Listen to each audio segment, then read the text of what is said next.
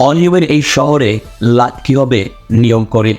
সবাই যখন নেতা তখন কে শোনে কার কথা? আর এটাই যখন বাস্তবতা তখন বেহাল দশা হবেই তো রাস্তার অবস্থা। ঢাকার শহরের অলিগলি থেকে শুরু করে প্রধান সড়ক, মহাসড়ক সবখানে ছেয়ে গেছে অটোরিকশায়। এ যেন এক বিপ্লবের আবির্ভাব ঘটাতে যাচ্ছে অটোরিকশা। খুব শীঘ্রই ঢাকার শহর পরিণত হতে যাচ্ছে অটোরিকশার শহর হিসেবে। অটোরিকশার দৌরাত্মে নাজেহাল অবস্থা সাধারণ মানুষের জীবনযাপন।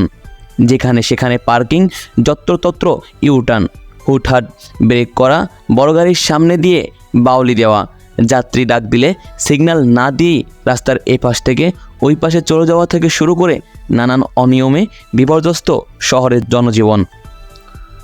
অটোরিকশা চালকদের এসব কর্মকাণ্ড প্রতিনিয়ত ঘটাচ্ছে দুর্ঘটনা, সৃষ্টি করছে যানজট। শহরের প্রতিটি মোড়েই রাস্তার প্রায় সবটা দখল করে বসে থাকে এই অটোরিকশাগুলো।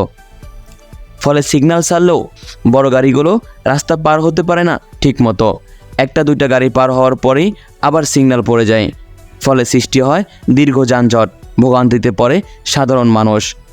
বাসের ড্রাইভার স্টাফদের অভিযোগ, শহরের প্রতিটি মোড়েই রাস্তার এক অংশ দখল করে থাকে দোকানপাট, এক অংশ মোটরসাইকেলওয়ালারা, বাকি প্রায় সবটা অংশ ছড়িয়ে ছিটিয়ে থাকে অটোওয়ালারা। ফলে আমরা যখন রাস্তা পার হয়ে মেন স্ট্যান্ড থেকে যাত্রী নিতে চাই তখন পুরো রাস্তাটাই বন্ধ হয়ে যায়, কারণ আমরা চাইলেও গাড়ি চাপাতে পারি না। আবার যদি আমরা সেখান থেকে যাত্রী না নিয়ে গাড়ি একটু সামনে নিয়ে আসি তখন যাত্রী পিছনের গাড়িতে ওঠে, যাত্রীরা হেঁটে একটু সামনে আসতে চায় না। যার ফলে ভিড়ের মধ্য থেকেই যাত্রী নেওয়া ছাড়া আমাদের কোনো উপায় থাকে না।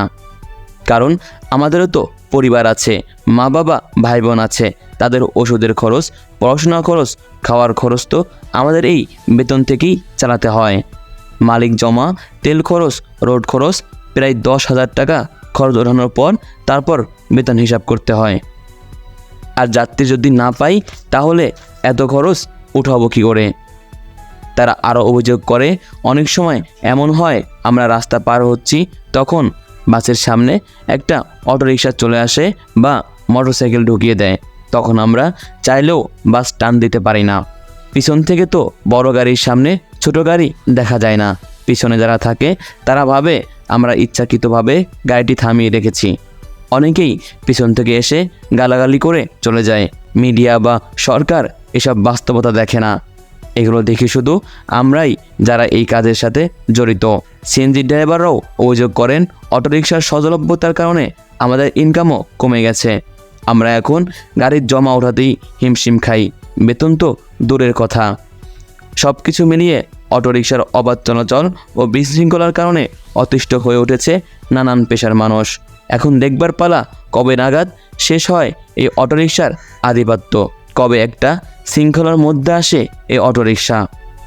রাজীব মোল্লা, ঢাকা।